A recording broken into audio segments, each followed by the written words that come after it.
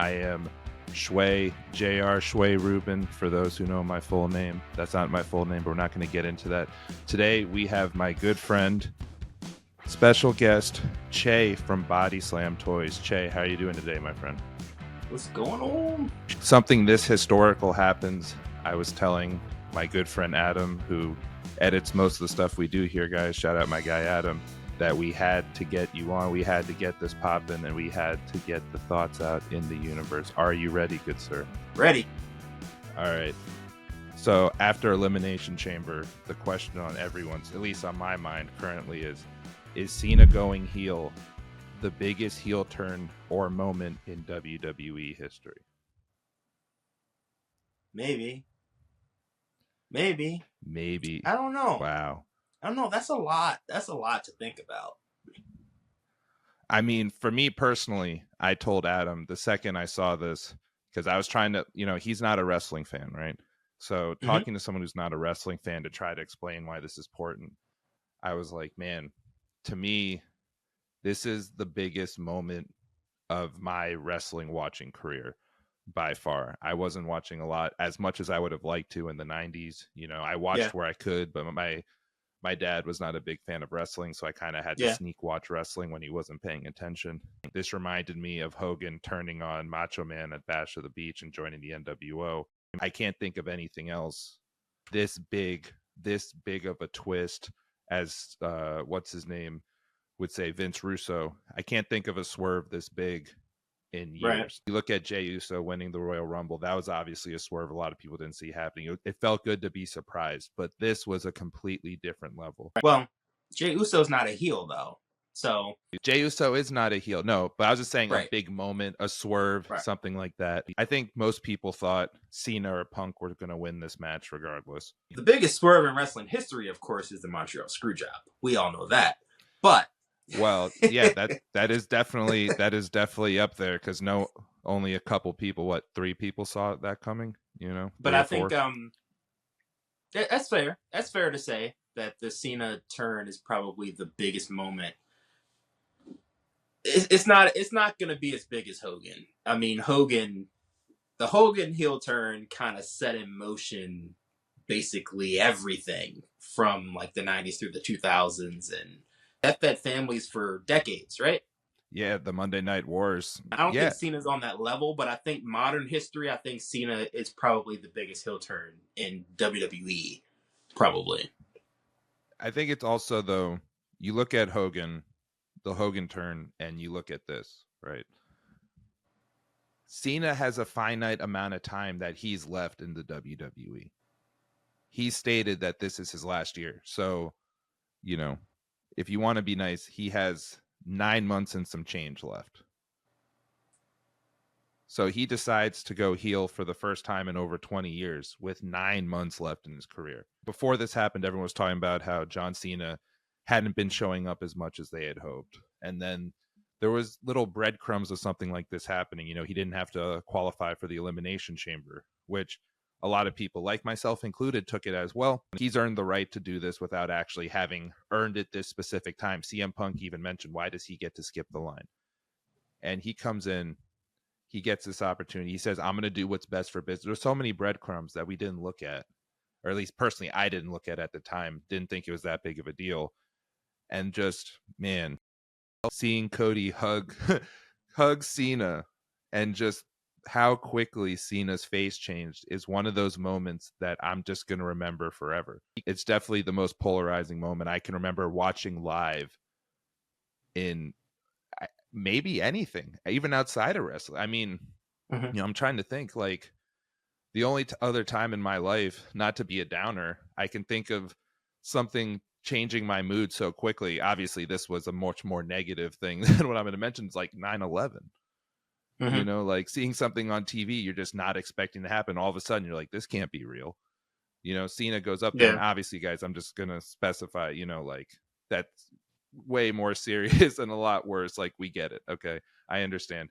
But it's just, I'm trying to just say how surprised and genuinely shocked I was seeing that. Because even though it made sense in the moment, until they hugged and until Cody turned down The Rock, I just didn't see it happening. As excited as I was to see Cena versus Cody, I'm like, man, two baby faces going against each other, like, cool, I guess, whatever. But I'm so excited for WrestleMania now, and so excited to see where this story goes, because there's a long time between now and WrestleMania. Mid-April. Yeah. Right. So there's a lot of time for The Rock and Cena to mess with Cody. Right. Like, we're just getting started, and just I'm fascinated to see where they go with this. I'm too excited. I I haven't been excited about anything like this in a while, man. And yeah. I'm happy they pulled the trigger. Cena said a while ago they wanted him to go heel, and then they pulled it out last second, so it didn't happen. The fact they pulled the trigger with 9 months and some change left, beautifully done. I have no notes on how it could have been better. The one complaint I've heard people saying, which I didn't mind, and I'll explain why after I get your thoughts. How did you feel about Travis Scott being a part of this moment, walking The Rock down to the ring, them having The Rock's music start, and then switching to Fiend by Travis Scott, and then switching back to The Rock's music, having Travis Scott walk into the ring, have Travis Scott in the ring during such a monumental moment, as well as being involved and actually legitimately punching Cody in the face. That was definitely not a pulled punch. He legitimately punched Cody in the face. Yep. How do you feel about Travis Scott being a part of that moment? Don't care. Don't care? Don't care. I mean, at the end of the day, like, WWE's mainstream now, right? So Rock being, corporate, Mr. Hollywood. I mean, he has friends in high places. Mm-hmm. Travis Scott is one of those guys that is doing like the theme songs, and he's doing like stuff with like Tops, even with like baseball, right? Like, Travis Scott is all over, Tops products. I didn't know that. Yeah. Okay. They had like the Cactus Jack, like baseball cards and stuff like that. I remember that now that you mentioned it. Yeah, I remember that. Yeah. So, I mean, he's kind of entrenched in the culture, right? So, right. Having him walk The Rock down there is kind of like this thing. Like, why is he there? Because The Rock can do that, right? Right. Walk down to the ring with Travis Scott, and apparently there's like some word that he might be training for a match. So I wouldn't be surprised. I mean, it would make sense, right? Yeah, I mean, it worked for Bad Bunny. It worked for, I'm just going to not name musicians, but just celebrities, Pat McAfee.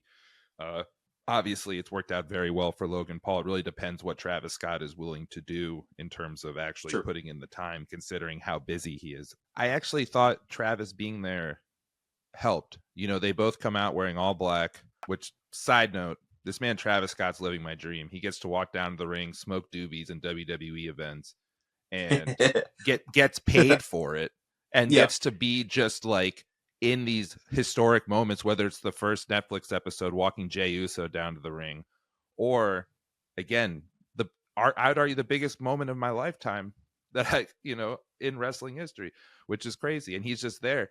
And it made it really, the first parallel that came to my head was Dennis Rodman as part of the NWO. Okay. Yeah. So having Travis Scott in there, whatever they decide to go with, with John Cena, who I love how everyone's like, oh, he's sold out. Bro, John Cena's been sold out. Not when I saw a video not too long ago where they're like, man, you remember in the 90s when selling out was considered a bad thing? No one cares about that anymore. No one cares about people selling out anymore. It's just business. Everyone's like, hey, it's your brand. Keep it moving. John Cena's been Hollywood John Cena for years now, just like The Rock's been Hollywood Rock. Yeah. And Travis Scott's just an extra piece to add to that. It's like, oh, there's his cool celebrity friend, who's just there, and arguably a top 3 rapper in the world, which, hilarious side note, I don't know if you saw it, but Drake was sitting behind Pat McAfee and Michael Cole the whole time, and WWE didn't shout him out, which I thought was fascinating. I understand. I guess they didn't want to get involved in the Kendrick thing, but aren't still him and Travis Scott not friends right now too? I'm not sure about that. They've done work before in the past. I'm not 100% on that, but I just found it fascinating how, they're showing random people from Netflix and they're shouting them out, but they're not going to shout out Drake. I'm fairly certain Drake and Travis Scott are not on the best of terms right now. I wouldn't be surprised. I'd have to look it up, but regardless of what you want to say about the man, he's top 5 in streaming for rap music, even possibly pop music for like, you know, he's been in the game for 20 years. It's pretty crazy they didn't shout him out in Toronto. But that's a random side note. Do you think that they're the new NWO? Cena, No. Rock, Travis Scott? No, they're talking about, because one of the main things I saw besides Travis Scott people are talking about is The Rock did the little this thing before. When he went to go do this, he had done 2 fingers to show Cena. Is there a third man? And if so, who do you think that third man is? No clue. But I don't know. We can't say anything's the NWO because we haven't seen anything yet. I think we need a little bit more to see whether or not. But I think they've built that foundation to do something if they want to. And I think I know who the third man is. I'm just going to throw out a guess. I've heard nothing about this. My guess, Seth freaking Rollins would be my guess. And my only reason that guess is he's the guy who helped. And again, he has issues with CM Punk. So not super surprising he attacked Punk, but he laid Punk out on a platter for John Cena to win. John Cena may not have won that if it wasn't for Seth Rollins. Seth Rollins has been corporate in the past. Maybe he's the third man. Who knows? I'd love to see it. I'm a big fan of Seth Rollins. You know, it'd be nice to see someone else, but if you have Cena and Rock, you need a third man who's like, it can't be as much as, you know, you hear me beating the drum on LA Knight in like every video we do. It's got to be someone who's towards the top of the card. And you know it's not going to be Cody, and you know it's not going to be Roman. Seth Rollins feels like the guy who could be there. If I had a choice, it would be somebody who can really benefit from it. And I don't think a person at the top of the card is going to benefit from it. See, I see what you're saying to an extent, but Seth is towards the top of the card, but he's kind of like 1B. You know what I mean? Because when you think of the top of the card right now, as far as current wrestlers, I mean, I'll throw Cena in there because he's on the active roster, right? But it's pretty much Roman and Cody on the men's side. And that's the top of the top. You know, I would love if it was LA Knight. LA Knight's someone who could go to that next level, or if they decided to get like a Braun Breaker or someone else who was like younger, who they could elevate. But like, you know, outside of that, realistically, Chay, who do you think could? I mean, I was gonna say anyone could benefit for being put with them, right? Who would you like to see benefit from that? I don't know. I would have to put thought into that. I can't just throw a name out there like that. I just don't think it should be somebody like a Seth or like a Drew or something like that. I don't know. I don't know. Not playing second fiddle. Absolutely not. I mean, I don't know. I think Seth would be a great pick. I definitely agree with you. Whoever needs to be someone who's elevated, it's just finding someone who's, you know, has that Hollywood connection, perhaps. You know, Seth almost did. He has some experience, but not as much as we would like.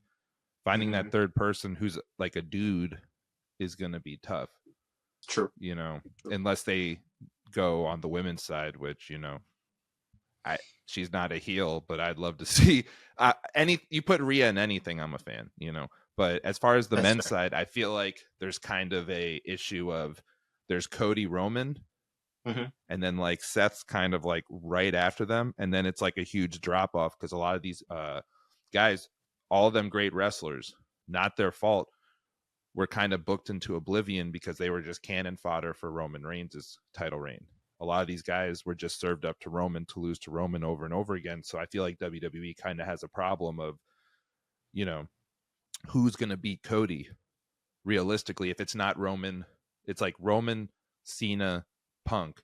Outside of that, I don't see anyone who I'd really want to beat Cody at this point, you know, because they've all just been kind of booked into the middle. There's a lot of guys who are kind of just stuck in that area. Like Drew's kind of stuck there too a little bit.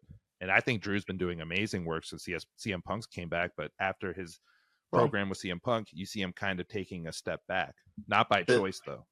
Well, the thing with a lot of these guys that are at the top of the card. So guys that have faced Cody, like KO or Solo, they can easily be booked in a way to steal the belt from Cody.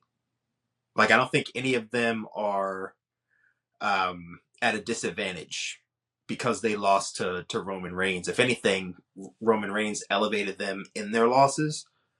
I don't think that any of them have been hurt by the loss to Roman Reigns.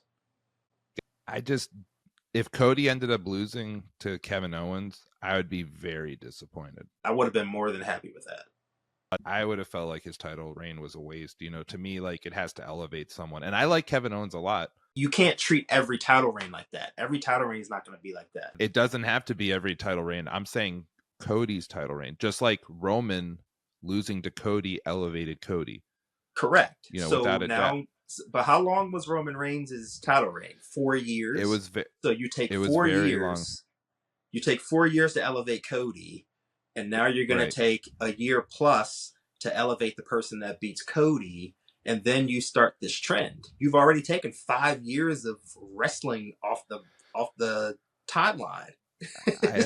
I understand that. I'm just saying, for me personally, if Cody loses the title to Kevin Owens or someone within that realm, and I'm a fan of Kevin Owens. I thought his match with Sammy stole the show at Elimination Chamber before the heel turn of Cena. I thought that was my favorite match of the whole pay-per-view, or PLE, excuse me.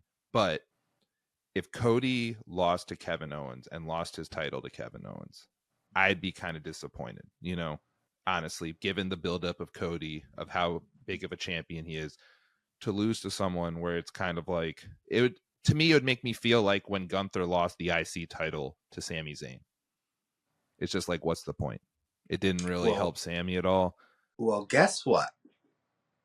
Now he's going to lose it to Cena and nobody gets elevated. I mean, that is true. But having said that, if it's true, if he loses to Cena, if he lost to Cena, I understand. But having said that, Cena's on, I'd rather him lose to someone else. But Cena at least is, some consider the greatest of all time. One of the best. And then the question becomes, who does Cena elevate? Right. Nobody. I mean, I don't know. It could be one of those things where Cena wins, ends up losing it back to Cody at some point. Or maybe, I don't know, maybe even The Rock gets back involved and gets another title reign and barely ever wrestles. Yeah. Or Roman comes out of nowhere. Who knows? Or maybe we get that CM Punk versus John Cena moment, which I don't really view that, when I'm talking about elevating, those seem like lateral moves. So that's not necessarily a bad thing. Versus losing to Kevin Owens or someone like Sami Zayn or Drew McIntyre, where I feel like it almost devalues the reign versus like elevating someone. Because even if you're not elevating someone in that, to me at least, if you're not elevating someone, losing to Cena doesn't make Cody look bad. In my opinion, it doesn't devalue the reign he has, in my opinion. Okay. Okay.